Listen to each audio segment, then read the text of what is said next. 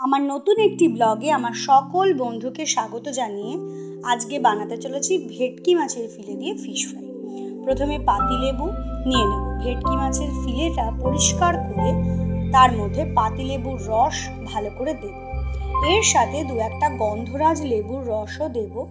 গন্ধরাজ লেবুর কোয়াগুলোকে এই ফিলের সাথে খানিকক্ষণ রেখে দেবেন, তাহলে গন্ধটা খুব সুন্দর আসে। এরপর এর মধ্যে দিয়ে দিচ্ছি গোলমরিচ। আমি অবশ্য ব্যবহার করি ক্যাচের গোলমরিচ। তার মধ্যে লেবু দিয়ে এটাকে ভালো করে হাত দিয়ে মেখে ফ্রিজে 2 থেকে 2.5 ঘন্টা আমি রেখে দিয়েছিলাম। এটা বেশিক্ষণও রাখা যায়।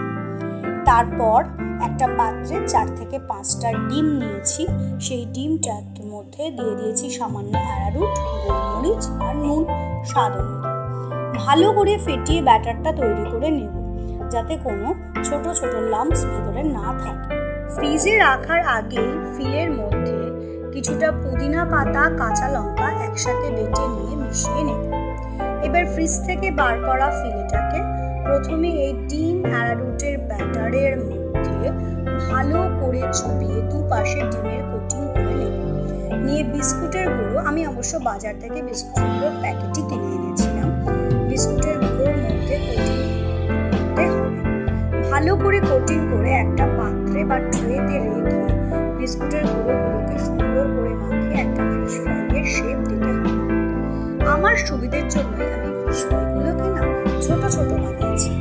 একটা কন্টেনারের মধ্যে ফিশ ফ্রাইগুলোকে রেখে দিয়েছি। 4 থেকে 5 ঘন্টা ফ্রিজে রাখার পর ফিশ ফ্রাইগুলোকে ডিপ ফ্রাই করব। একটু বেশি পরিমাণেই তেল নিয়েছি আমি, কারণ যাতে 4-5টা ফিশ ফ্রাই একসাথে করতে পারি। ডিপ ফ্রাই করে এপাশ ওপাশ ভালো করে ভেজে নিয়ে ফিশ ফ্রাইগুলোকে তোলার সময় চিমটে দিয়ে তেল ঝাড়িয়ে তুলি।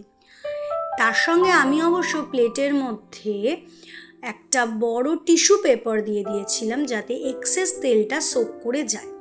আমি দেখেছি ফিশ ফ্রাইয়ের গায়ে যদি তেল লেগে না থাকে সেটা অনেকক্ষণ মচমচে থাকে। এটা অবশ্য আমার নিজেরই ধারণা, কিন্তু সেই কাজটা আমি করেছি। এইভাবে ফ্রাইগুলোকে ভেজে নিলাম। তৈরি হয়ে গেল গরম গরম বাড়িতে মুখরোচক ফিশ ফ্রাই। এটা আপনি মেয়োনিজ, টমেটো সস দিয়ে সার্ভ করতে পারেন।